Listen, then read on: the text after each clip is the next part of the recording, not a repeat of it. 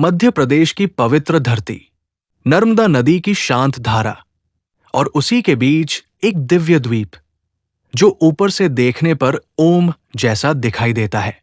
यहीं स्थित है भगवान शिव का एक चमत्कारी धाम, ओंकारेश्वर मंदिर, जहां हर पत्थर, हर लहर शिव की महिमा गाती है, जहां हर भक्त अपने दुखों का बोझ छोड़कर शांति और विश्वास लेकर लौटता है। आज की इस कहानी में हम जानेंगे ओंकारेश्वर मंदिर का रहस्य, इतिहास और उससे जुड़ी एक ऐसी भावनात्मक कथा जो आपके दिल को छू जाएगी। ओंकारेश्वर, ओम का दिव्य रूप। नर्मदा नदी के बीच बसा एक छोटा सा द्वीप, मंधाता द्वीप।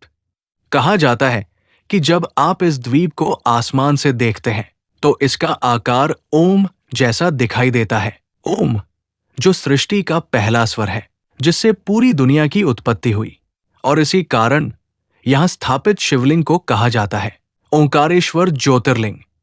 ये भारत के 12 ज्योतिर्लिंगों में से एक है, जहां भगवान शिव स्वयं प्रकाश के रूप में प्रकट हुए। राजा मंधाता की भक्ति। बहुत समय पहले की बात है। इस द्वीप पर एक महान और धर्मपरायण राजा राज करते थे। राजा मंधाता भगवान शिव के परम भक्त थे। उन्होंने वर्षों तक कठोर तपस्या की। दिन रात, धूप छांव, ठंड गर्मी, उन्होंने सिर्फ एक ही नाम जपा, ओम नमः शिवाय, ओम नमः शिवाय। उनकी भक्ति इतनी सच्ची थी कि एक दिन भगवान शिव स्वयं उनके सामने प्रकट हुए। भगवान शिव बोले, वत्स मंधाता, मैं तुम्हारी भक्ति से प्रसन्न हूं। मांगो, क्या वरदान चाहते हो? राजा की आंखों में आंसू थे। उन्होंने कहा, प्रभु, मुझे कुछ नहीं चाहिए, बस आप यहां सदैव निवास करें ताकि हर भक्त आपके दर्शन कर सके। भगवान शिव मुस्कुराए और बोले, तथास्तु। और उसी क्षण वहां प्रकट हुआ एक दिव्य ज्योतिर्लिंग, ओंकारेश्वर। विंध्य पर्वत की कथा। ओंकारेश्वर मंदिर से जुड़ी एक और अद्भुत कहानी है।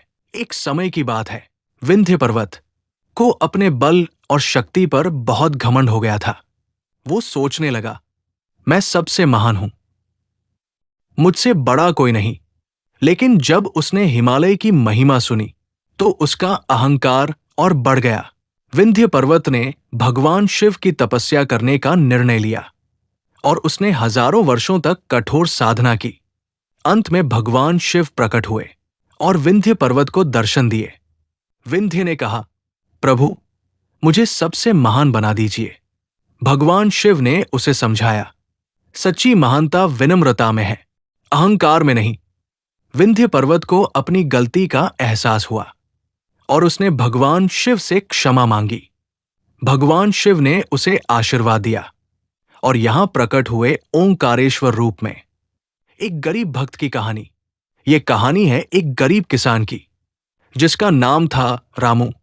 रामू के पास कुछ नहीं था, न धन न जमीन, बस एक अटूट विश्वास था भगवान शिव पर। हर दिन वो दूर गांव से पैदल चलकर ओंकारेश्वर मंदिर आता था, नंगे पैर, कभी भूखा कभी प्यासा, लेकिन उसके चेहरे पर एक अजीब सी शांति होती थी। लोग उसका मजाक उड़ाते थे, कहते थे, तू क्या पाएगा यहां आकर? लेकिन रामू सिर्फ मुस्कुराता और कहता, मुझे भगवान मिलते हैं, और क्या चाहिए? एक दिन रामू बहुत बीमार हो गया। उसके पास दवाई के पैसे भी नहीं थे।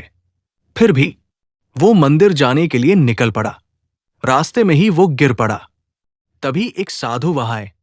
उन्होंने रामू को उठाया, पानी पिलाया और कहा, तुम्हारी भक्ति सच्ची है, भगवान तुम्हें कभी अकेला नहीं छोड़ेंगे। जब रामू ने आंखें खोली तो वो साधु गायब हो चुके थे, लेकिन उसके शरीर में एक नई ऊर्जा आ चुकी थी।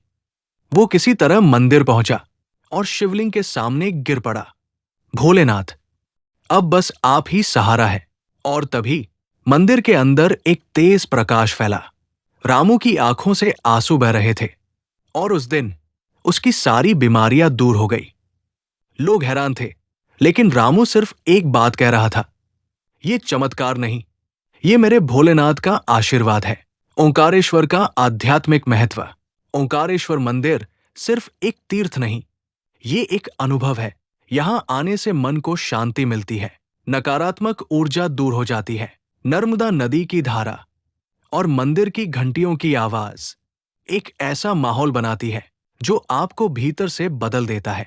यहाँ की परिक्रमा, ओंकारेश्वर परिक्रमा, लगभग 7 किलोमीटर की होती है, जिसे करने से मानसिक शांति और आध्यात्मिक ऊर्जा मिलती है।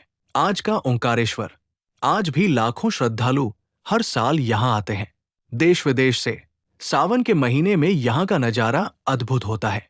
महाशिवरात्रि पर तो मानो पूरा ब्रह्मांड ही यहाँ उतर आता है। हर हर महादेव के जयकारों से पूरा वातावरण गूंज उठता है।